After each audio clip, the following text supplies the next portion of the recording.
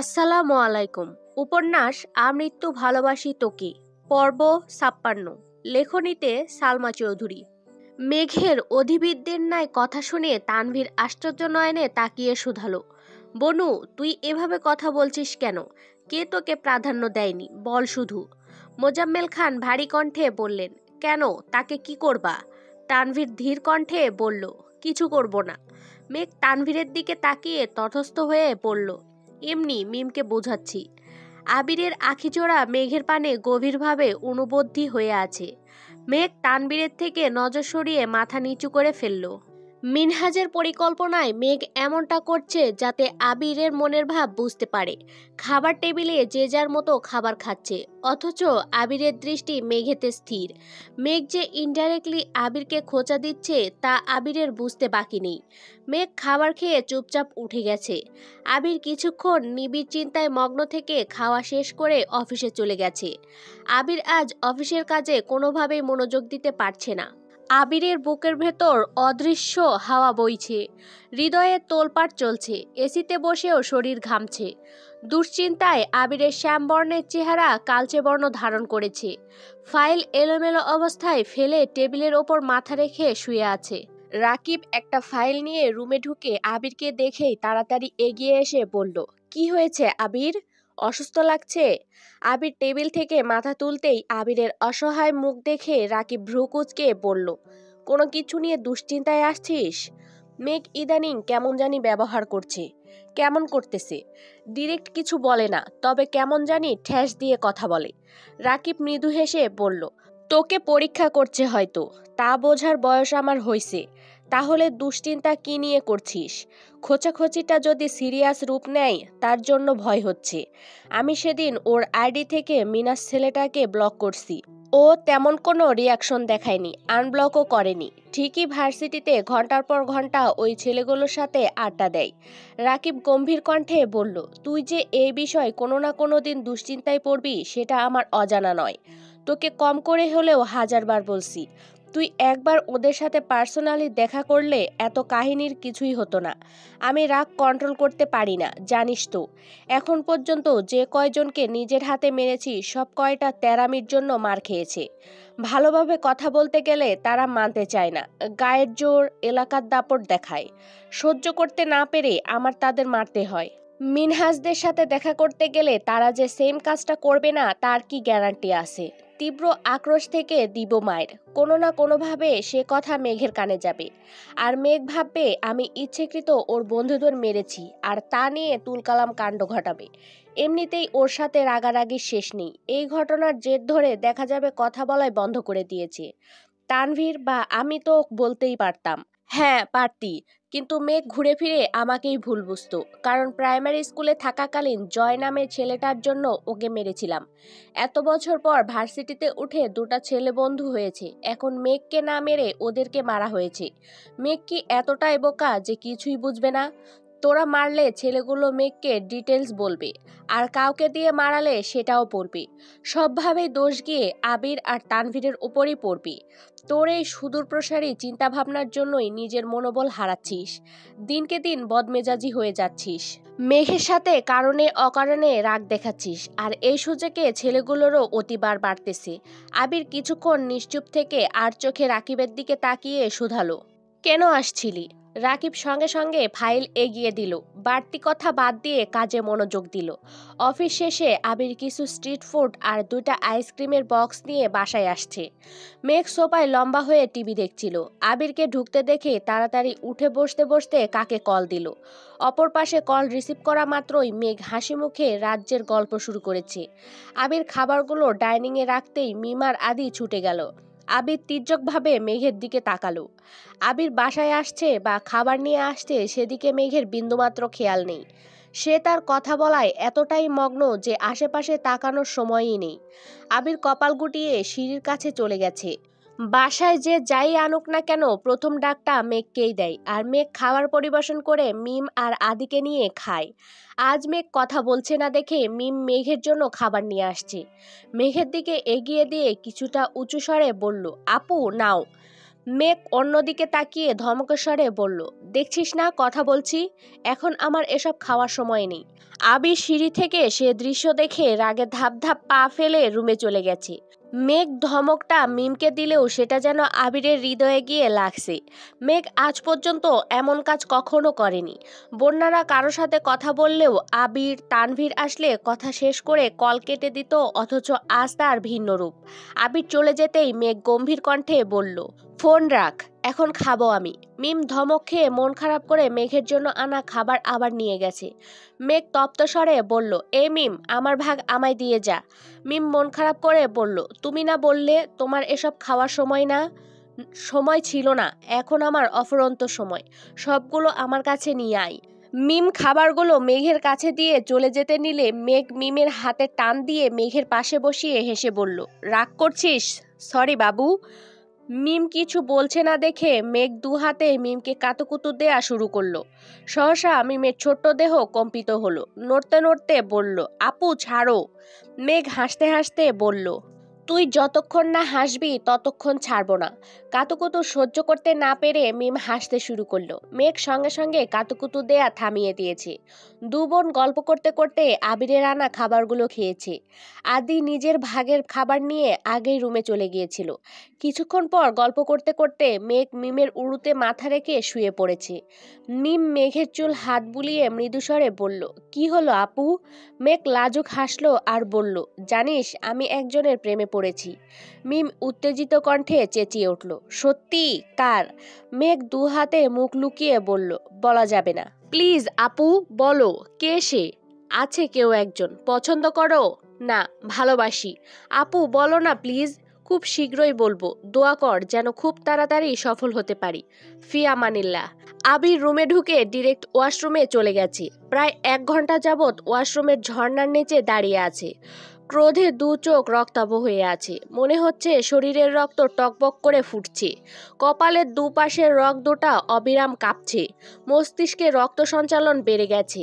ঘন্টা খানেক পর ওয়াশরুম থেকে ভেজা শরীরেই একটা ট্রাউজার আর টি শার্ট পরে নিচে আসছে। মেঘ তখনও মিমের কোলে মাথা রেখে খুশগল্পে মেতে আছে। আবিরকে নামতে দেখে মেঘ তৎক্ষণাৎ উঠে বসলো। আবির নিচে এসে ওদের পাশের সোফায় বসেছে। আবিরকে দেখে মিম নড়ে চড়ে বসলো। আবির দু হাত দুদিকে ছড়িয়ে সোফায় হেলান দিয়ে বসলো। হাতের লোমের গোড়ায় এখনো বিন্দু বিন্দু পানি জমে আছে। ভেজা চুলগুলো কপাল ঢেকে ভ্রু থেকেও নেমে পড়েছে। চুলের আগা থেকে অবিরত মুক্তোর মতো পানির বিন্দু আবিরের টি শার্টে পড়ছে। মেঘ এক পলকের জন্য তাকাতেই সর্বাঙ্গে কারেন্টের ন্যায় শক লাগলো। সঙ্গে সঙ্গে বুকের ভেতর ধুকপুক শুরু হয়ে গেছে। মেঘ চোখ সরিয়ে নিয়েছে। আবির মিমকে উদ্দেশ্য করে বলল, রুম থেকে আমার ফোনটা নিয়ে আয়। কথাটা বলা মাত্র মিম উঠে গেছে। মেঘ সোফায় কর্নারে গুটিসুটি মেরে বসে আছে। মিম যেতেই মেঘ তাড়াতাড়ি করে ফোন হাতে নিয়ে কি যেন করতে লাগলো। আবির নীরের দৃষ্টিতে মেঘের পানে চেয়ে আছে। মেঘ ফোন চাপতে পারছে না, ভয়ে হাত কাঁপছে। আবির গম্ভীর কণ্ঠে বলল, তোর কি মনে হচ্ছে না তুই প্রাপ্ত স্বাধীনতার অপব্যবহার করছিস? মেঘ চিবুক নামিয়ে চুপচাপ বসে আছে। মেঘের নিস্তব্ধতা আবিরের রাগ দ্বিগুণ বাড়িয়ে দিয়েছে। আবির রেগে বলল, কথা বলছিস না কেন? মেঘ কিছু না বলে উঠে যেতে নিলে আবির রাগান্বিত কণ্ঠে হুঙ্কার দিল, আমি তোকে কিছু জিজ্ঞেস করছি মেঘ, কথা কানে যায় না তোর? মেঘ কাঁপা কাঁপা কণ্ঠে বলল, আমার একটা ইম্পর্ট্যান্ট কল আসছে। বলেই মেঘ কল রিসিভ করে কানে ধরতে ধরতে সিঁড়ি দিয়ে উঠে গেছে। মেঘের কথাটা আবিরের মনে আগুনে ঘি ঢালার মতো কাজ করেছে। আবির ভ্রুযুগল নাকের গোড়ায় টেনে তীক্ষ্ণ দৃষ্টিতে মেঘের গমন পথে তাকিয়ে রইল। আকস্মাৎ পাশে রাখা একটা ফুলদানি দেয়ালে এক প্রকার ছুঁড়ে মারল। শব্দে মেঘের পা সেকেন্ডের জন্য থমকে গেছে। তবুও তা বুঝতে না দিয়ে রুমের দিকে চলে গেছে। মিম ফোন নিয়ে নিচে আসছে। ফোন আবিরকে দিতে গিয়ে আবিরের রক্তলাল আখিযুগল দেখে ভয়ে ঢোক গিলল। কোনো রকমে ফোন দিয়ে দৌড়ে আম্মুর রুমে চলে গেছে। আবির সেই যে বেরিয়েছে, সারা রাতেও বাসায় ফেরেনি। মেঘ অপেক্ষা করতে করতে বেলকনিতেই ঘুমিয়ে পড়েছিল। ভোরবেলা হঠাৎ ঘুম ভাঙতে মেঘ থম্মত খেয়ে উঠে তাড়াতাড়ি রুম থেকে বেরিয়ে আবিরের রুমে গেল। আবির রুমে নেই দেখেই মেঘের বুক কেঁপে উঠেছে। ভোরবেলায় বাসার বাহিরে গিয়ে দেখে আসছে আবিরের বাইক আছে কিনা। এত সকালে কি করবে কিছুই বুঝতে পারছে না। আবিরকে কল দেওয়ার মতো সাহসও পাচ্ছে না। সকাল 7টা থেকেই মেঘ খাবার টেবিলে বসে আছে। আবির ফিরলে যেন দেখতে পারে, কিন্তু আবিরের ফেরার নামগন্ধ নেই। সবাই খেতে বসেছে, আবির নেই দেখে আলী আহমেদ খান প্রশ্ন করলেন, আবির কোথায়? ওঠেনি? তানভীর গলা খাকারি দিয়ে ধীর কণ্ঠে বলল, ভাইয়া রাকিব ভাইয়াদের বাসায়। কেন? অফিসের কাজে গেছিল, রাতে আর ফেরেনি। আলী আহমেদ খান ভারী কণ্ঠে বললেন, কাজ কাজের জায়গায় থাকবে, তার সাথে বাসায় না ফেরার কি সম্পর্ক? তানভীর আর কিছু বলল না। বড় আব্বুর সাথে যুক্তিতে সে কোলাতে পারবে না, তার থেকে কথা না বলাই শ্রেয়। মেঘ নিস্তব্ধ আখিতে তানভীরের দিকে তাকিয়ে আছে। মেঘ স্পষ্ট বুঝতে পারছে আবির ভাই তার ওপর রাগ করেই বাসায় থেকে চলে গেছেন। বাসায় মানুষ যাতে চিন্তা না করে তার জন্য তানভীর ভাইয়া কাজের কথা বলেছেন। মেঘ অল্প খেয়ে রেডি হয়ে ভার্সিটিতে চলে গেছে।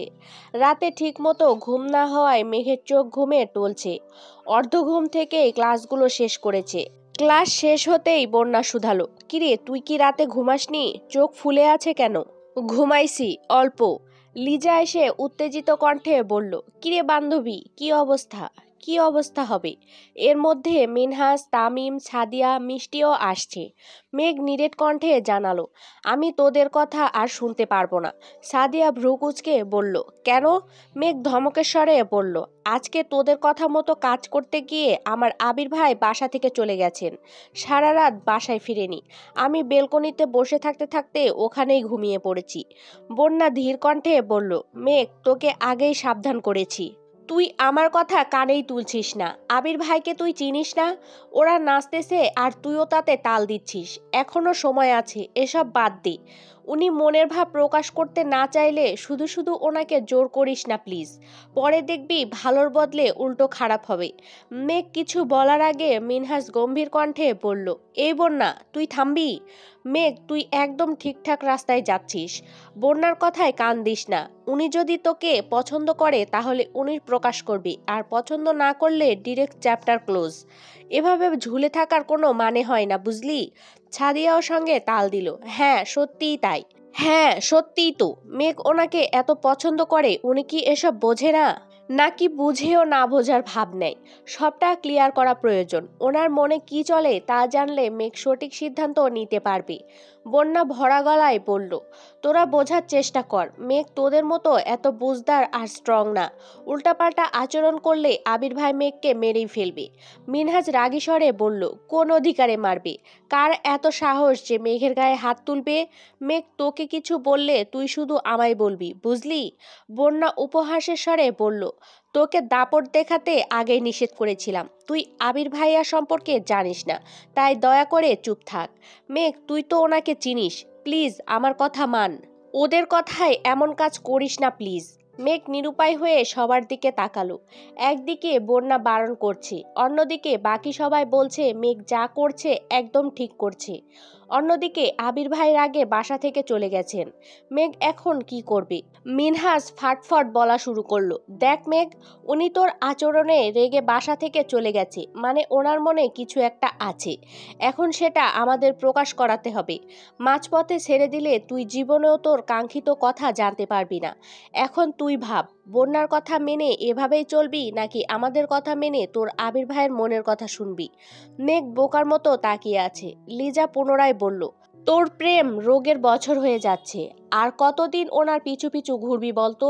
উনি ভালো না বাসলে ওনার চিন্তা মাথা থেকে ঝেড়ে ফেল, অন্য কারোর সাথে সম্পর্কে যাবি। প্রয়োজনে ছেলে আমরা ঠিক করে দিব, তবুও ওনার মোহে এভাবে পড়ে থাকিস না। প্রায় 1 ঘন্টা সবাই মিলে মেঘকে জ্ঞান দিয়েছে।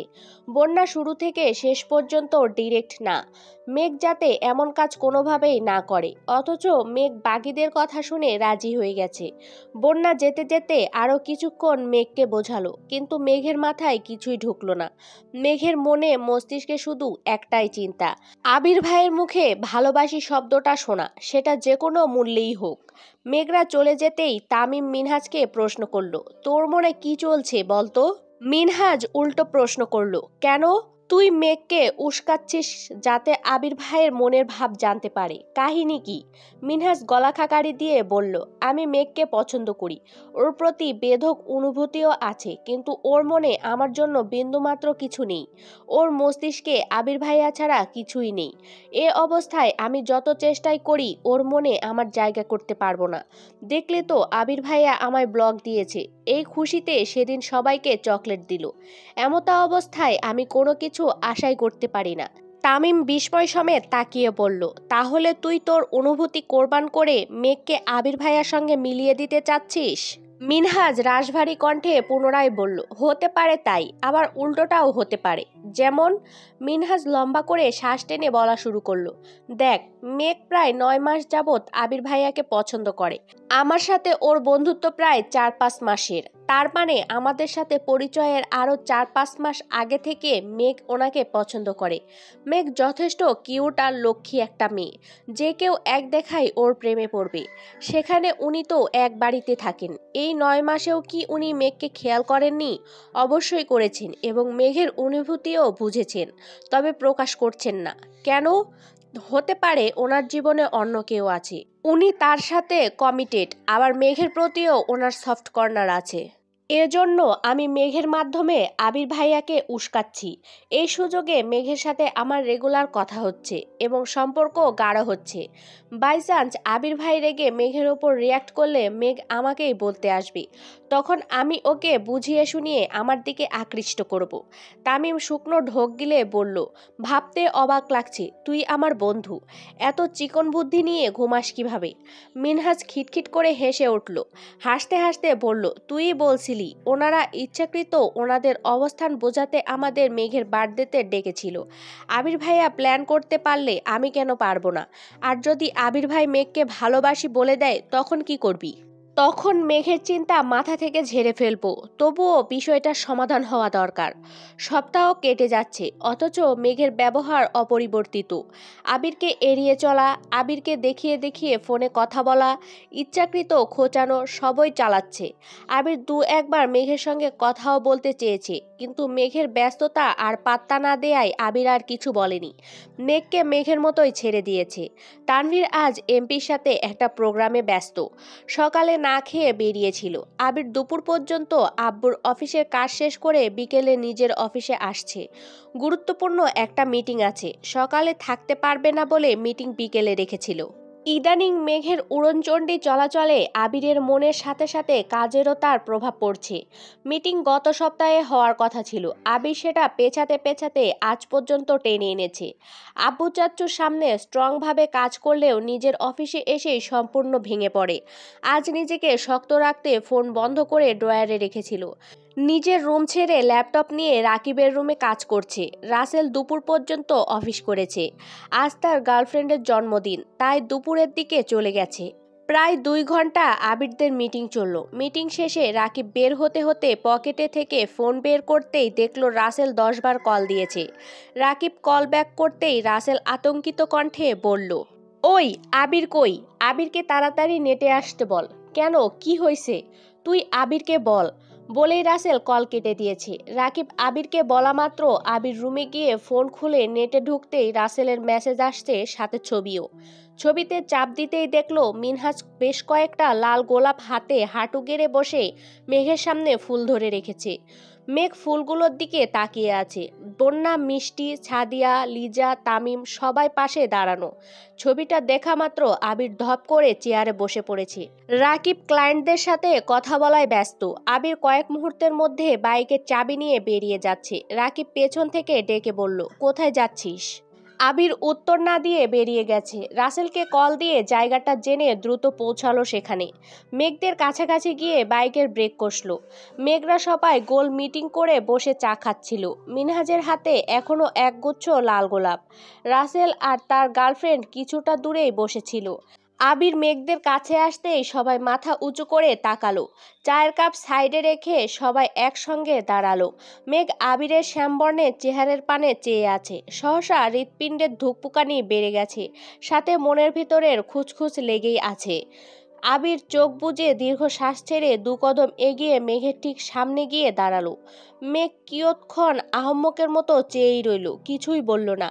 আবির প্রখর নেত্রে মেঘের চোখের দিকে তাকিয়ে বাঁশখাই কণ্ঠে প্রশ্ন করলো, এখানে কেন আসছিস? মেঘের অনিচ্ছা সত্ত্বেও ঠোঁটে মিষ্টি হাসি রেখে স্বাভাবিক কণ্ঠে বলল, আড্ডা দিতে। আবির পুনরায় প্রশ্ন করল, শুধুই আড্ডা দিতে? জি। মেঘের কণ্ঠস্বরে নিরুত্তাপ ভাব দেখে আবিরের মেজাজ চরম লেভেলের খারাপ হচ্ছে। বারবার চোখে সেই ছবিটা ভাসছে। আবির রাগান্বিত কণ্ঠে বলল, সত্যি কথা বল মেঘ। মেঘ নিরুত্তর। মিনহাজ স্বাভাবিক কণ্ঠে বলল, ভাইয়া মেঘকে কিছু বলবেন না। আবির ঘাড় ফিরিয়ে রক্তাভ চোখে তাকালো মিনহাজের দিকে। কণ্ঠে অগ্নি ঢেলে হুঙ্কার দিয়ে উঠল, স্টপ ইওর মাউথ। আমি তোমার সাথে কথা বলতে এখানে আসিনি। আজ আমার আর মেঘের মাঝে কেউ একটা টু শব্দ করলে তার লাশ পড়বে এখানে। আবিরের লাল চোখ জোড়া দেখে মিনহাজ দৃষ্টি নামিয়ে নিল। বন্যাসহ সবাই মাটির দিকে তাকিয়ে আছে। আবিরের হুঙ্কারে ভয়ে সবকটা কাঁপছে। ওদের অবস্থা দেখে আবির নিজেকে শান্ত করার ব্যর্থ চেষ্টা করলো, কিন্তু ভেতরের ক্রোধের কাছে হার মানতে বাধ্য হলো। আবিরের এমন কাণ্ডে মেঘ অবাক চোখে তাকিয়ে আছে। তিত্তির করে কাঁপছে ঠোঁট, বুকের ভেতর হৃৎপিণ্ডটা দিকবিদিক ছুটছে, ভয়ে ঢোক গিলল। আবির মেঘের চোখে চোখ রেখে কণ্ঠ 4 গুণ ভারী করে শুধালো, তুই ওই ছেলেকে পছন্দ করিস? হ্যাঁ কি না? মেঘ নীরের দৃষ্টিতে আবিরের দিকে তাকিয়ে আছে, বারবার ঢোক গিলছে, কিছু বলতে পারছে না। মেঘ সহসা তাকালো ওদের দিকে। মিষ্টিরা চোখের ইশারা দিয়ে হ্যাঁ বলতে বলল। আবির ভাইয়ের মনের কথা জানার এর চেয়ে উত্তম উপায় আর নেই। মেঘের শ্বাস আটকে যাচ্ছে, শ্বাসনালীতে তুফান চলছে। কি করে বলবে এত বড় মিথ্যাটা? আবির মেঘের বাহুতে চেপে ধরে বাজখাই কণ্ঠে চিৎকার করলো, তাকা এদিকে। মেঘের দেহ আবারও কম্পিত হলো, সঙ্গে সঙ্গে তাকালো আবিরের চোখের দিকে। রক্তাভ 2 চোখ থেকে যেন আগুন বের হচ্ছে। সেই আগুনে মেঘের হৃদয় পুড়ে ছারখার হয়ে যাচ্ছে। মিনহাজদের শেখানো প্রতিটা কথা মেঘের মাথায় ঘুরছে। আবির ভাইয়ের মনের কথা জানতে হলে মিথ্যাটা বলতেই হবে। মেঘ ঢোক গিলে ফোঁস করে শ্বাস ছেড়ে গম্ভীর কণ্ঠে বলল, হ্যাঁ।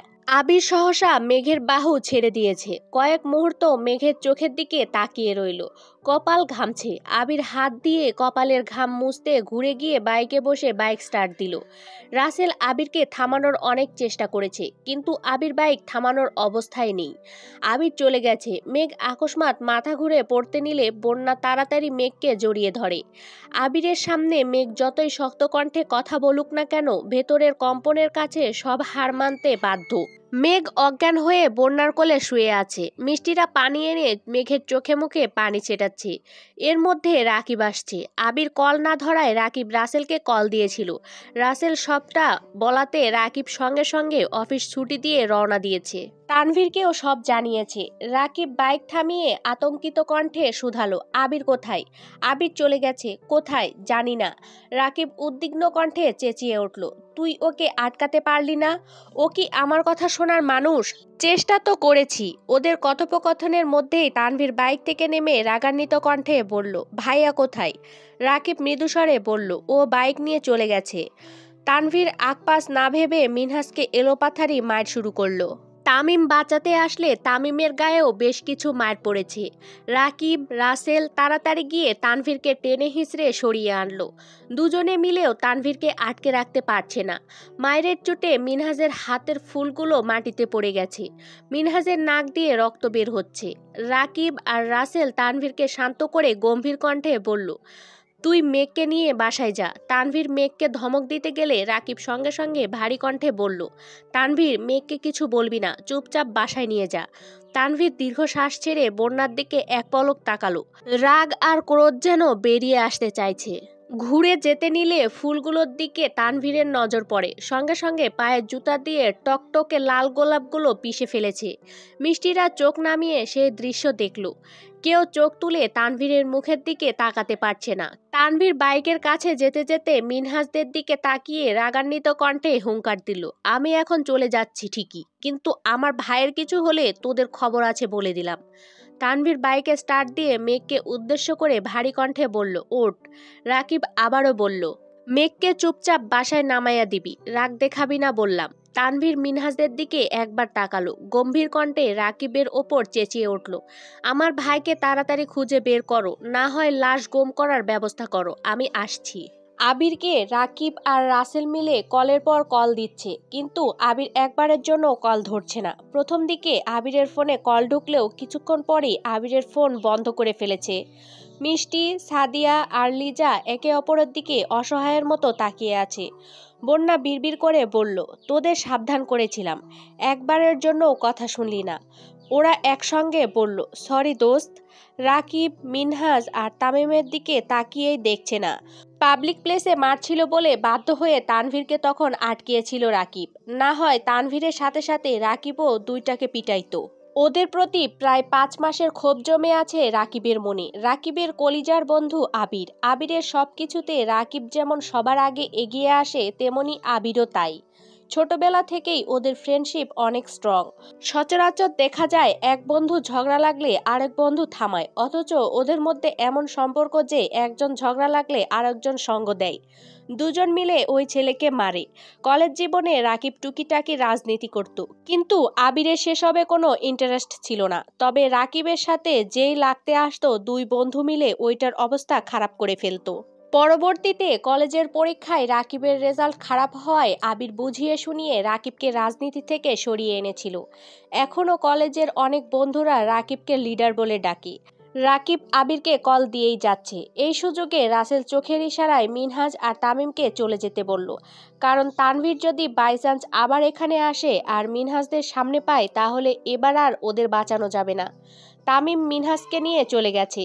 রাকিব কিছুক্ষণ পর বিষয়টা খেয়াল করেছে, তবুও রাসেলকে কিছু বলেনি। রাকিবের সব টেনশন এখন আবিরকে নিয়ে। শহরের আশেপাশে যত বন্ধু আছে একে একে সবাইকে কল দিয়ে জানিয়েছে। যাদের বাইক আছে তারা বাইক নিয়ে বেরিয়ে পড়েছে। রাকিব এগিয়ে গিয়ে একটা রিক্সা ঠিক করে বন্যাকে বলল, তুমি বাসায় চলে যাও। বন্যা আচ্ছা বলে চলে গেছে। রাকিব বাকিদের উদ্দেশ্যে রেগে বলল, তোমরা যাও এখন। রাকিবের রাগী স্বর শুনে ওরাও মাথা নিচু করে চলে গেছে। পরিস্থিতি অস্বাভাবিক দেখে রাসেলের গার্লফ্রেন্ড চলে গেছে। রাকিব রাসেলকে নিয়ে বাইক স্টার্ট দিল।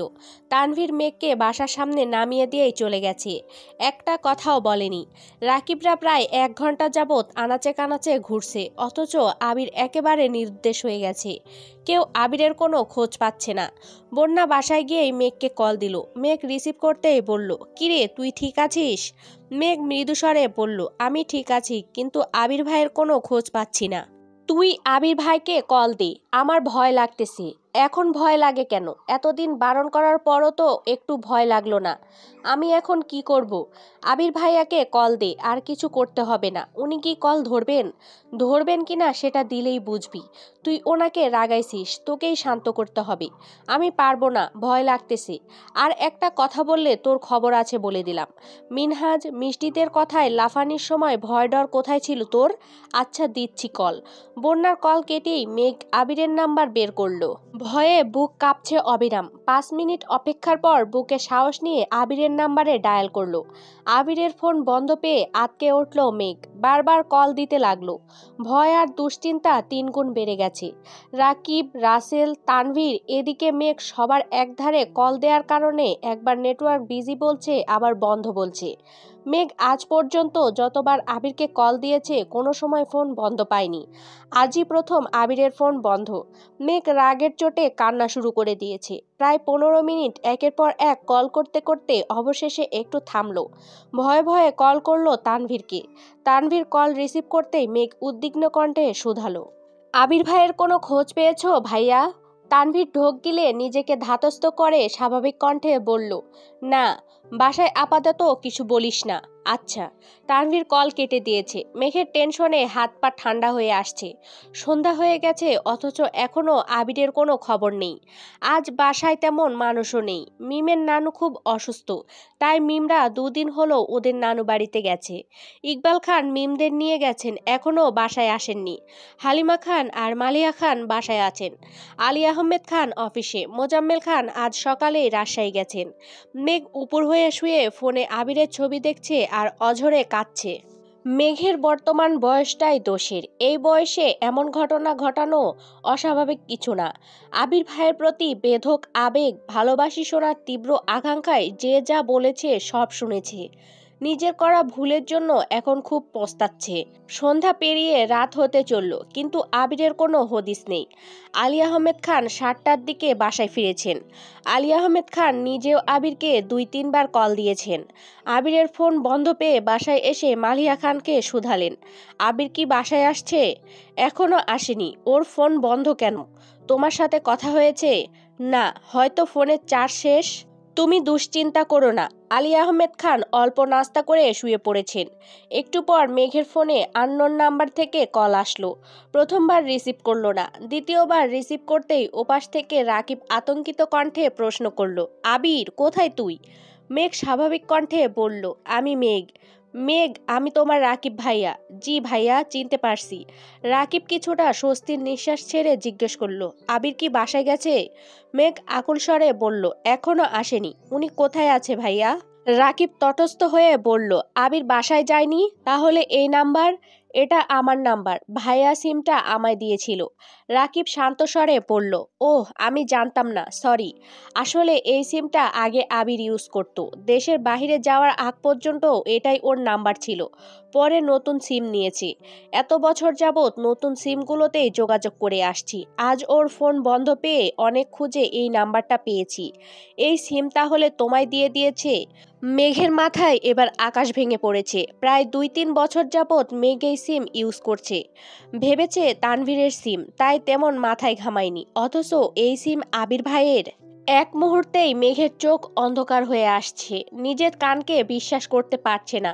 সামান্য ভালোবাসার কথা শোনার জন্য মেঘ এতটা উতলা হয়েছিল, অথচ মেঘের সবকিছু জুড়েই আবিরের স্মৃতি জড়িয়ে আছে। আবির ভাই তাকে সব দিক থেকে আষ্টেপৃষ্ঠে জড়িয়ে রেখেছে। মেঘ করুণ স্বরে বলল, ওনার খোঁজ পেলে আমায় জানাবেন প্লিজ। অবশ্যই, রাখছি। রাকিব কল কেটে দিতেই মেঘ ফোন বিছানায় ছুঁড়ে ফেলে দিয়েছে। নিজের ওপর এত রাগ হচ্ছে যে কি করবে কিছুই বুঝতে পারছে না। ফ্লোরে বসে দু হাতে নিজের চুল মুষ্টিবদ্ধ করে ধরে অপরিচ্ছন্নভাবে কেঁদেই চলেছে। রাত প্রায় 9টার পর তানভীর হঠাৎ হালিমা খানকে কল দিল। তানভীরের কথা শুনে হালিমা খান আর্তনাদ করে উঠলেন। তানভীর কল কাটতেই হালিমা খান ছুটে গেলেন মালিহা খানের কাছে। মেঘকে অবিরত ডাকতে লাগলেন। মেঘ চোখ মুছে বেলকনিতে আসতেই দেখলো বড় আব্বু, বড় আম্মু বাসা থেকে বেরিয়ে যাচ্ছেন। হালিমা খান উদ্বিগ্ন কণ্ঠে বললেন, মেঘ তাড়াতাড়ি আয়, আমাদের বের হতে হবে। কোথায়? তুই আয় আগে। মেঘ চিন্তিত কণ্ঠে জিজ্ঞেস করলো, রেডি হতে হবে না? না, যেভাবে আছিস সেভাবেই চল। মেঘ দ্রুত নেমে আসলো। হালিমা খান বাসার তালা দিয়ে গাড়িতে বসলেন। মালিহা খান শীতল কণ্ঠে শুধালো, কে অসুস্থ বললে না তো? মেঘের বুকটা স্যাঁত করে উঠল। বুকের ভেতরটা কেমন যেন মোচড় দিচ্ছে। ফোনটাও বাসায় ফেলে আসছে। আবির ভাইয়ের খোঁজ পায়নি এখনো। মেঘের গলা শুকিয়ে কাঠ হয়ে আছে। কথা বের হচ্ছে না গলা দিয়ে। হালিমা খান স্বাভাবিক কণ্ঠে বললেন, হাসপাতালে গিয়ে দেখি। মালিহা খান আর্তনাদ করে উঠলেন, আমাদের কারো কিছু হয়েছে? হালিমা খান তানভীরকে কল দিয়ে হাসপাতালের ডিটেলস নিয়েছে। মালিহা খানের কথার কোনো উত্তর দেননি। জ্যাম পেরিয়ে হাসপাতালে আসতে আসতে 10টার উপরে বেজে গেছে। হাসপাতালের সামনেই রাকিব দাঁড়ানো ছিল। সবাই নামতেই রাকিব রাস্তা দেখিয়ে ভেতরে নিয়ে যাচ্ছে। মেঘ হাঁটছে ঠিকই, তবে হাঁটায় কোনো গতি নেই। অক্লিষ্ট আখিতে মেঘ রাকিব ভাইয়াকে দেখছে। রাকিবের শার্টে ছোপ ছোপ রক্তের দাগ লেগে আছে। দেখে বোঝা যাচ্ছে শার্টটা ভেজা। মেঘের পা চলছে না, ভয়ে হাত পা কাঁপছে, মাথা ঘুরছে, চোখে ঝাপসা দেখছে। কোনো রকমে ওদের পেছন পেছন একটা রুমের দরজা পর্যন্ত এসেই সবাই থমকে দাঁড়ালো। প্রাইভেট ক্লিনিকের একটা ছিমছাম রুমের বেডে বেহুশ অবস্থায় শুয়ে আছে আবির। মাথায় সাদা ব্যান্ডেজ, ডান হাতে ডান পায়ে ব্যান্ডেজ করা। আবিরকে এ অবস্থায় দেখে ছুটে গিয়ে মালিহা খান আবিরকে ধরে বিলাপ শুরু করে দিয়েছেন। আলী আহমেদ খান করুণ দৃষ্টিতে ছেলেকে কিছুক্ষণ দেখে আশেপাশে নজর দিলেন। তারপর ভারী কণ্ঠে রাকিবকে শুধালেন, কি হয়েছিল? বাইক অ্যাক্সিডেন্ট করেছে। আলী আহমেদ খান সঙ্গে সঙ্গে হুঙ্কার দিয়ে উঠলেন। বাইক কেনার সময়ই বলেছিলাম, একবারের জন্যও আমার কথা মানল না। আলী আহমেদ খান আবারও হুঙ্কার দিয়ে উঠল। তানভীর কোথায়? রাকিব আস্তে করে বলল, ইম্পর্ট্যান্ট কাজে গেছে, চলে আসবে। ওর কি এমন ইম্পর্ট্যান্ট কাজ? রাকিব মাথা নিচু করে দাঁড়িয়ে আছে, কিছুই বলছে না। এদিকে মেঘ নিস্তব্ধ হয়ে দাঁড়িয়ে আছে, এক চুল নড়ছে না। মেঘের অবিক্ষিপ্ত আখি যুগল আবিরের পরিশ্রান্ত চেহারায় আটকে আছে। হালিমা খান, মালিহা খান অঝরে কেঁদেই চলেছেন, কিন্তু মেঘের চোখে এক ফোঁটা পানি নেই। পাথরের ন্যায় দাঁড়িয়ে আছে, নেই কোনো অনুভূতি। তানভীর হালিমা খানকে ফোন করে আগেই সবটা জানিয়েছিল।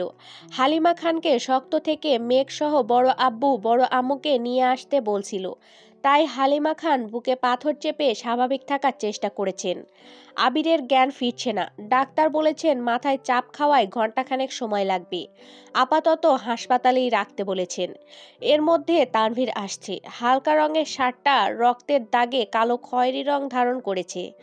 দু হাতে, পায়ে, গায়েও রক্ত লেগে আছে। কিছু রক্তের দাগ শুকিয়ে গেছে, আর কিছু দাগ এখনো ভেজা। অ্যাক্সিডেন্টের খবর শুনে তানভীর সবার আগে আবিরের কাছে পৌঁছেছিল। রাস্তায় স্পিড ব্রেকারের কাছে আবিরের রক্তাক্ত দেহ নিথর হয়ে পড়েছিল। টকটকে লাল রক্তে অর্ধেক রাস্তা ভরে গিয়েছিল। তানভীর আবিরকে একাই অ্যাম্বুলেন্সে উঠিয়ে হাসপাতাল পর্যন্ত নিয়ে আসছে। হাসপাতালে রাকিব আর রাসেল আগে থেকেই উপস্থিত ছিল। রাকিব আর তানভীর মিলে আবিরকে ইমার্জেন্সি ওয়ার্ডে নিয়ে গিয়েছিল। আবিরের চিকিৎসা শুরু করা মাত্র তানভীর এই অবস্থাতেই হাসপাতাল থেকে বেরিয়ে গেছে। আবিরকে রুমে দেওয়ার পরপরই রাকিব রাসেলকে বাসায় পাঠিয়েছে রাকিবের টি শার্ট আর অন্যান্য কিছু জিনিস নিয়ে আসতে। তানভীর রুমে ঢুকতেই আলী আহমেদ খান হুঙ্কার দিয়ে উঠলেন, কোথায় ছিলে? তানভীর শার্টের হাতার ফোল্ড খুলতে খুলতে গম্ভীর স্বরে বলল, কাজ ছিল। তোমার ভাইকে একা ফেলে যাওয়ার চেয়েও গুরুত্বপূর্ণ কাজ ছিল? তানভীর রাগী স্বরে বলল, হয়তো। তানভীর হালিমা খানকে আগেই বাসা থেকে ড্রেস আনতে বলেছিল। তানভীর ব্যাগ থেকে একটা টি শার্ট আর প্যান্ট বের করে ওয়াশরুমে চলে গেছে। আলী আহমেদ খান পাশে একটা চেয়ারে দু হাতে মাথা চেপে ধরে বসে আছেন। একমাত্র ছেলে অ্যাক্সিডেন্ট করে হাসপাতালে অজ্ঞান অবস্থায় পড়ে থাকতে কোনো বাবা মাই ঠিক থাকতে পারেন না। এর মধ্যে মোজাম্মেল খান কল দিয়েছেন। আলী আহমেদ খান ফোন রিসিভ করতেই মোজাম্মেল খান স্বাভাবিক কণ্ঠে বললেন, ভাইজান কেমন আছো? আলহামদুলিল্লাহ, তুই কেমন আছিস? আলহামদুলিল্লাহ। বাসার সবাই কেমন আছে? কেমন আর থাকবে, তোর ভাতিজা অ্যাক্সিডেন্ট করে হাসপাতালে পড়ে আছে। কে? আবির? হ্যাঁ। কবে? কিভাবে? আজকেই, কিছুক্ষণ আগে। কিভাবে অ্যাক্সিডেন্ট করেছে এটা ছেলের জ্ঞান ফিরলে বলতে পারবো। এখনো জ্ঞান ফেরেনি। আমি রওনা দিব এখন? না, ডাক্তার বলেছেন তেমন কোনো সমস্যা নেই।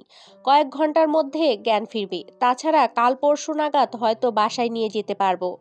তুই কাজ শেষ করেই আয়। আচ্ছা, তানভীরের কি অবস্থা? ওর অবস্থা আমি বলতে পারবো না। আবিরকে হাসপাতালে এনে কোথায় গেছিল কে জানে, মাত্র আসছে। তোমরা সাবধানে থেকো, আর আমি তানভীরের সাথে কথা বলে নিব। রাত 12টা বাজতে চলল। আবিরের এখনো জ্ঞান ফিরেনি। তানভীর আর রাকিব হাসপাতালের বেলকনিতে বসে আছে। মেঘ আবিরের পায়ের কাছে বসে আছে। হালিমা খান, মালিহা খান দুজনেই আবিরের পাশে বসে আছেন। তানভীর রুমে এসে স্বাভাবিক কণ্ঠে বলল, তোমাদের এখানে থাকতে হবে না, আমি আর রাকিব ভাইয়া আছি। কোনো সমস্যা হলে জানাবো। মালিহা খান সঙ্গে সঙ্গে বলে উঠলেন, আমি যাব না, এখানেই থাকবো। আবিরের জ্ঞান ফিরবে কখন? ডাক্তার বলেছেন একটু সময় লাগবে। অপেক্ষা করা ছাড়া আমাদের হাতে আর কোনো উপায় নেই। জ্ঞান না ফিরলে আমি বাসায় যাব না। বড় আম্মু প্লিজ এমন করো না। তুমি অসুস্থ, তাছাড়া বড় আব্বুরও পর্যাপ্ত রেস্ট নেওয়া দরকার। তোমরা বাসায় গিয়ে ঘুমাও, সকালে রান্না করে খাবার নিয়ে এসো। মালিয়া খানের আপত্তি সত্ত্বেও তানভীর হালিমা খানকে চোখের ইশারায় বোঝালো ওনাদের নিয়ে যাওয়ার জন্য। মেঘ মাথা নিচু করে বসে আছে। তানভীর মেঘকে উদ্দেশ্য করে ঠান্ডা কণ্ঠে বলল, আম্মুরা বাসায় যাচ্ছে, তুইও বাসায় চলে যা। মেঘ মাথা নিচু করেই উদ্বিগ্ন কণ্ঠে বলল, আমি কোথাও যাব না। সমস্যা নেই, আমরা আছি, তুই বাসায় যা, আমিও থাকবো। তানভীর শক্ত কণ্ঠে বলল, মেঘ। মেঘের চোখ টলমল করছে। চোখ তুলে তাকালো তানভীরের দিকে, করুণ স্বরে বলল, প্লিজ ভাইয়া, আমি থাকি। তানভীর গম্ভীর কণ্ঠে মেঘকে বোঝানোর চেষ্টা করলো, কিন্তু মেঘ যাবে না মানে যাবেই না। বাধ্য হয়ে তানভীর আম্মু, বড় আম্মু আর বড় আব্বুকে বুঝিয়ে শুনিয়ে গাড়ি পর্যন্ত দিয়ে আসছে। হালিমা খান মেঘকে নিয়ে যেতে চাইলে তানভীর স্বাভাবিক কণ্ঠে বলল, বনু থাকতে চাচ্ছে থাকুক, তাছাড়া তোমরা তো সকালে আসবেই। তুমি বড় আব্বু আর বড় আম্মুর খেয়াল রেখো। ঠিক আছে, সাবধানে থাকিস আর মেঘকে দেখে রাখিস। আচ্ছা যাও তোমরা। ওরা চলে যেতেই বন্যার নাম্বার থেকে তানভীরের ফোনে কল আসছে। তানভীর কল রিসিভ করতে করতে ভেতরে গেল। বন্যা উতলা হয়ে শুধালো, আবির ভাইয়া কেমন আছেন? আমার ভাইয়ের খবর নেয়ার কি দরকার? চিন্তা করো না, তোমাদের আশা পূরণ হয়েছে। মানে, ভাইয়া অ্যাক্সিডেন্ট করে এখন হাসপাতালে ভর্তি আছে। কি বলছেন এসব? তোমরা তো এটাই চাইছিলে। বন্যা মলিন স্বরে বলল, বিশ্বাস করুন আমি এমন কিছু চাইনি। ওরা মজা করছিল। আর তানভীর হুঙ্কার দিল, তুমি ওখানে কি করছিলে? তুমি মেঘকে বারণ করতে পারলে না? ও আমার কথা শোনেনি। আমি বারণ? কিসের বেস্ট ফ্রেন্ড তুমি? বারণ করা সত্ত্বেও বনু তোমার কথা অমান্য করে কিভাবে? বন্যা আস্তে করে বলল, মেঘ কোথায় আছে? ওকে একটু দেয়া যাবে? কি দরকার? কথা যখন মানাতেই পারোনি তাহলে এখন আর কথা বলতে হবে না। একটু দরকার ছিল।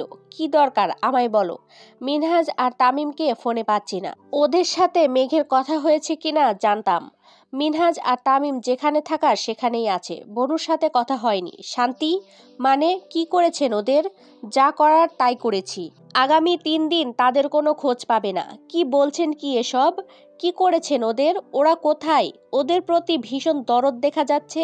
তোমার যদি দুদিনেই বন্ধুত্বের সম্পর্কের প্রতি দরদ উতলায় পড়ে তাহলে ভাবো ওদের জন্য আমার ভাই অ্যাক্সিডেন্ট করছে। যে ভাইয়ের সাথে আমার রক্তের সম্পর্ক। জন্মের পর 24 বছর যাবৎ ভাইয়ার ছায়ায় আমি বড় হয়েছি। ভাইয়া আমার জীবনে বন্ধুর থেকেও কয়েক গুণ বেশি কিছু। ফার্দার যদি বন্ধুদের খোঁজ নিতে আমায় কল করছো তাহলে তোমার খবর আছে বলে রাখলাম। তানভীর কল কেটে মেঘের কাছে আসছে। মেঘ তখনও আবিরের পায়ের কাছেই বসেছিল। তানভীর রুমে এসে তপ্তস্বরে বলল, তুই ভাইয়ার কাছে থাক। আমি আর রাকিব ভাইয়া বাহিরে আছি। কোনো ধরনের সমস্যা হলে ডাকিস। আচ্ছা। তানভীর রুমের লাইট অফ করে একটা ড্রিম লাইট জ্বালিয়ে দিয়ে যেতে নিয়ে আবার পেছন ফিরে তাকিয়ে বলল, দরজাটা ভেতর থেকে বন্ধ করে দি। তানভীর চলে যেতেই মেঘ এগিয়ে গিয়ে দরজা বন্ধ করে দিল। হালকা সবুজ রঙের আলোতে আবিরের মুখের পানে তাকিয়ে রইল মেঘ। নিস্তব্ধ পরিবেশে আবিরকে দেখে ভেতর ফেটে কান্না আসছে মেঘের। আচমকা আবিরের পাশে বসে আবিরের বুকের উপর মাথা রেখে কাঁদতে শুরু করেছে। দীর্ঘ সময় ধরে অঝরে কাঁদছে। মেঘের চোখের পানিতে আবিরের বুক ভিজে গেছে। কত সময়ব্যাপী মেঘের গভীর ক্রন্দন চলল তা জানা নেই। শ্বাস ছেড়ে কান্নারত অবস্থায় বলতে শুরু করলো, আমি মিনহাজকে পছন্দ করি না, একটুও করি না। আপনাকে ছাড়া আমি কাউকে পছন্দ করি না। আপনি আমার জীবনের প্রথম এবং একমাত্র ভালোবাসা। আবির ভাইকে ছাড়া মেঘ একেবারে নিঃস্ব। বিশ্বাস করুন আমি আপনাকে অনেক ভালোবাসি। আপনাকে আমি এভাবে দেখতে চাইনি। আমি শুধু আপনার মুখে ভালোবাসি শব্দটা শুনতে চেয়েছিলাম, আর কিছুই চাইনি আমি। মিনহাজরা আমায় বুঝিয়েছিল আমি এমন আচরণ করলে আপনি আমায় ভালোবাসি বলবেন, আপনার মনের কথা আমায় জানাবেন। ওদের কথা মেনে আমি আপনার সাথে উল্টাপাল্টা আচরণ করছি। আমায় মাফ করে দেন প্লিজ। আমি আর জীবনেও কারো কথা শুনবো না। আপনি ভালো না বাসলেও আমি কোনোদিন বাড়াবাড়ি করব না। আমি সারা জীবন আপনাকে একতরফা ভালোবাসবো। কোনোদিন কোনো অধিকার দেখাবো না। আপনি সুস্থ হয়ে উঠুন প্লিজ। আপনি অসুস্থ থাকলে আপনার চড়ুইয়ের কি হবে? কিছুক্ষণ চুপ থেকে মেঘ আবার বলতে শুরু করলো, ছোটবেলা আপনি আমায় একটা থাপ্পড় দিয়েছিলেন বলে আমি আপনার সাথে দিনের পর দিন কথা বলিনি। আপনি অনেক চেষ্টা করেছেন তবুও আমি বলিনি। আপনি তারপরও আমায় নিঃস্বার্থভাবে ভালোবেসেই গেছেন। দেশে ফেরার সময় সবচেয়ে বেশি গিফট আমার জন্যই নিয়ে আসছেন। আপনি বাইক কিনে বাসায় আসার পর প্রথমবার আপনাকে দেখে আমার হৃদস্পন্দন থেমে গেছিল। সেদিন আমি প্রথমবারের মতো আপনার প্রতি দুর্বলতা অনুভব করেছিলাম। তারপর থেকে প্রতিদিন প্রতিক্ষণে আপনার প্রতি দুর্বল হতে শুরু করি। দেখতে দেখতে সেই দুর্বলতা কখন ভালোবাসায় পরিণত হয়ে গেছে আমি বুঝতেই পারিনি। আপনি আমার কাছাকাছি থাকলে আমার আকাশে রংধনু ওঠে, মনটা প্রজাপতির মতো ঘুরে বেড়ায়। আপনি দূরে চলে গেলেই মনের উঠানে বৃষ্টি নামে। ক্ষণে ক্ষণে আপনি নিজের অজান্তেই আমায় নিয়ন্ত্রণ করতে শুরু করেছেন। আপনি হয়তো জানেনও না আপনাকে দেখার জন্য প্রতিদিন কত ঘন্টা বেলকনিতে অপেক্ষা করি। কত রাত নির্ঘুম কাটাই। আপনার এক ঝলক হাসি দেখার জন্য ঘন্টার পর ঘন্টা আপনার অভিমুখে চেয়ে থাকি। আপনার প্রতি এত বছরের ক্রোধ কয়েক মাসে কিভাবে যেন প্রণয়ের রূপ নিয়েছে। এখন রাগ করলেও সেই রাগ বেশি সময় স্থির হয় না। আপনার একটু যত্নেই সব ভুলে যায়, কিন্তু সব ভুলে গেলেও আপনার আশেপাশে কোনো মেয়ের ছায়া আমি কোনোভাবেই সহ্য করতে পারি না। মালা আপু এমপির বিয়ের আচরণে আমায় যতটা রাগিয়েছিল তার থেকে কয়েক গুণ বেশি কষ্ট পেয়েছিলাম যেদিন আপনি বলেছিলেন আপনি বিবাহিত, একটা বাচ্চা আছে। তখন 2 রাত আমি শুধু কেঁদেই ছিলাম। আপনার অনাদেয় কর্মকাণ্ড আর কিছু অনাকাঙ্ক্ষিত আচরণ ক্ষুব্ধ হয়ে মিনহাসদের তালে তাল মিলিয়েছিলাম। আপনার অধিকারবোধ আমায় বরাবরই আকৃষ্ট করে, তবে আজ কেন অধিকার দেখাননি? আমি আপনার কথায় হ্যাঁ বলেছিলাম যাতে আপনি আপনার মনের ভাব প্রকাশ করতে পারেন। আপনি তখন আমায় 2টা থাপ্পড় দিয়ে কেন কিছু বললেন না? কেন আপনি নিষ্ঠুপ থেকে নিজের ক্ষতি করেছেন? মেঘের কান্না ধীরে ধীরে কমে এসেছে, তবে এখনো ফুপিয়ে ফুপিয়ে কাঁদছে।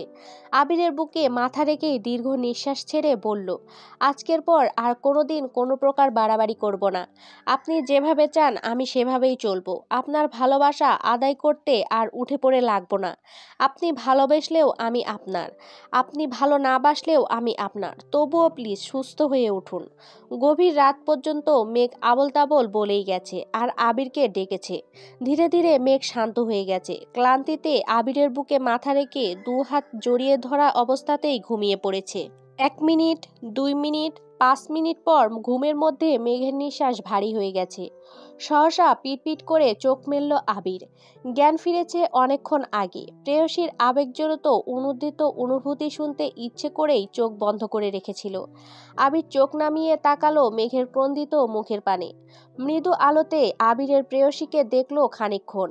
সহসা চোখ বন্ধ করে লম্বা করে শ্বাস ছাড়ল। এটা প্রথমবার নয়। মেঘ আবিরের জন্য প্রথমবার যখন কেঁদেছিল তারপর 1 সপ্তাহ গলা দিয়ে কথা বের হয়নি মেঘের। তখন মেঘের বয়স 5 কি 6 আর আবিরের বয়স 12 কি 13 চলে। আবির তখন হঠাৎ করে গুরুতর অসুস্থ হয়ে পড়েছিল। টানা 15 দিনের ওপরে অসুস্থ অবস্থায় হাসপাতালে ভর্তি ছিল। অবশ মেঘের জীবনে আবির তখন একমাত্র খেলার সঙ্গী ছিল। আবির আর তানভীরের বয়সের পার্থক্য 2 বছর হওয়ায় তানভীরের স্মৃতি আবিরের মাথায় ছিল না। তবে মেঘ জন্মের সময় আবির 7-8 বছরের ছিল বিদায় মোটামুটি বুঝতো। প্রথম বোন হওয়ায় মেঘকে সর্বোচ্চ আদরে রেখেছে আবির। মেঘের আদো আদো কণ্ঠের ডাক এড়িয়ে খেলতে যাওয়ার সাধ্যই ছিল না আবিরের। সারাক্ষণ বাড়িতেই মেঘের সঙ্গে খেলতো। মেঘ ঘুমালে খেলতে বের হতো। 7-8 বছর বয়সের ছেলের চোখে মেঘ তখন বোন মানে বোনই ছিল। মেঘকে বোন ব্যতীত অন্য কোনো নজরে দেখেনি আবির। ধীরে ধীরে আবির মেঘ বড় হতে শুরু করেছে। আবিরের যত্নে মেঘ তখন থেকেই আবিরের প্রতি উন্মাদ ছিল। শিশুদের যারা বেশি আদর করে তারা তাদের সঙ্গেই বেশি স্বাচ্ছন্দ্য বোধ করে। হঠাৎ আবিরের অসুস্থতায় ছোট্ট মেঘের মনে গভীর আঘাত দিয়েছিল। আবির হাসপাতালে থাকাকালীন মেঘকে কেউ নিয়ে যায়নি। 15 দিন পর আবিরের শারীরিক অবস্থা এতটাই দুর্বল হয়ে পড়েছিল যে ডাক্তার চিকিৎসা চালাতেও হিমশিম খাচ্ছিল। আবির কোনো কিছুতেই রেসপন্স করছিল না। হার্টবিট একেবারে কমে গেছিল। কোনো কারণে ব্রেনে প্রেশার পড়েছিল। মৃত্যুর সময় অতি সন্নিকটে চলে আসছিল।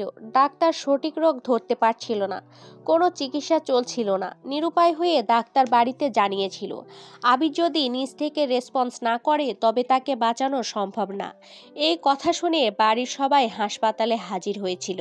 সেদিন প্রথমবারের মতো ছোট মেঘ আবিরের ওপর উপুর হয়ে পড়ে কেঁদেছিল।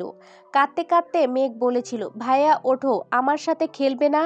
মালিহা খান কেঁদে বলেছিলেন, তোর ভাই হয়তো আর কোনোদিন তোর সাথে খেলতে পারবে না। ছোট্ট মেঘ তখনই হুঙ্কার দিয়ে উঠেছিল, চুপ করো ভাই, আর কিছু হবে না। আবিরকে শক্ত করে ঝাপটে ধরে আর্তনাদ করে বলেছিল, তোমার কিছু হলে আমার কি হবে? তুমি মরে গেলে কিন্তু আমিও মরে যাব। ভাইয়া ওঠো, কথা বলো আমার সাথে। সবাই টেনেও মেঘকে আবিরের বুকের উপর থেকে উঠাতে পারেনি। মেঘ কাঁদতে কাঁদতে একটা কথাই বারবার বলছিল, তুমি মরলে আমায় নিয়ে মরবা, আমি তোমাকে ছাড়া বাঁচব না, আমিও মরে যাব। মেঘের নিরন্তর কান্নায় হঠাৎ আবিরের জ্ঞান ফিরে। দীর্ঘ শ্বাস ছেড়ে পিটপিট করে তাকাতেই একে একে চোখে পড়ে বাবা, মা, চাচু, মামনির কান্নারত মুখমণ্ডল, সেই সাথে অনুভব করে পিচ্চি দুই হাতের স্পর্শ। আবিরের জ্ঞান ফেরায় সবাই যখন আবিরকে ডাকছিল, মেঘ দু হাতে আবিরের দু গালে আলতোভাবে ধরে কাঁদতে কাঁদতে বলছিল, ভাইয়া কথা বলো, ওরা বলছে তুমি নাকি মরে যাবে, তুমি একবার বলো তোমার কিছু হবে না। আবিরের কথা বলতে কষ্ট হচ্ছিল, তবুও মেঘের কান্না দেখে মেঘের হাতে স্পর্শ করেই অনেক কষ্টে বলেছিল, আমার কিছু হবে না। আলী আহমেদ খান দ্রুত গিয়ে ডাক্তার নিয়ে আসছিল। ডাক্তার আবারও পরীক্ষা নিরীক্ষা শুরু করেন। আবিরের হার্টবিট আগের তুলনায় বেড়েছে দেখে ডাক্তার পুনরায় চিকিৎসা শুরু করেছেন। সে থেকে আরও প্রায় 7 দিন আবির হাসপাতালে ভর্তি ছিল। মেঘ একবারের জন্যও বাসায় যায়নি, সারাক্ষণ আবিরের মাথার কাছে বসে থাকতো। মেঘ ঘুমালে বাসায় নিয়ে যাবে বলে আবিরকে জড়িয়ে ধরেই ঘুমাতো। 7 দিন পর আবিরকে বাসায় নিয়ে আসছে। আবির আগের তুলনায় অনেকটাই সুস্থ হয়ে গিয়েছিল। বাসায় আসার পরও মেঘের আহ্লাদের কমতি ছিল না। সারাক্ষণ আবিরকে দেখতো, আবির খেয়েছে কিনা, ঔষধ খেয়েছে কিনা, ঠিকমতো ঘুমাচ্ছে কিনা, সব নজর রাখাই যেন মেঘের একমাত্র দায়িত্ব ছিল।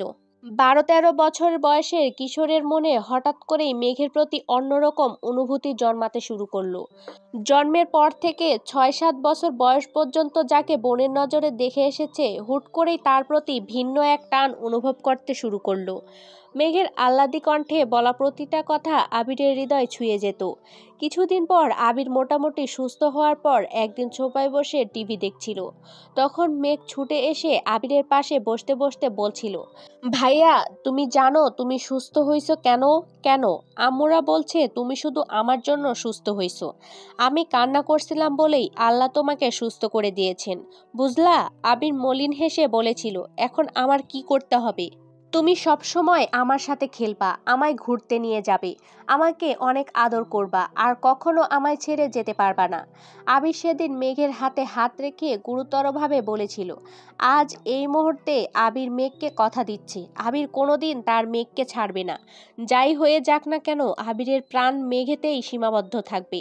মেঘ বলেছিল, মনে থাকে যেন। আবির হেসে বলেছিল, তুই ভুলে গেলেও আমি কখনো ভুলবো না। সেদিন থেকে আবিরের মন মেঘেতে আটকে গেছে।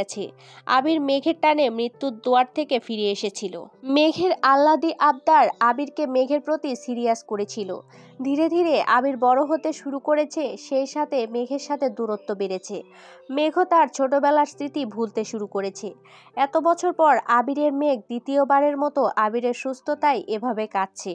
আবির গভীর ভাবনা শেষে চোখ মেলে তাকিয়ে আছে মেঘের অভিমুখে।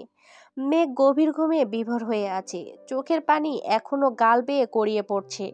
আবির বাম হাতে মেঘের গাল মুছে আলতো হাতে চুলগুলো ঠিক করে দিল। বাকি রাত আবিরের নির্ঘুম কেটেছে।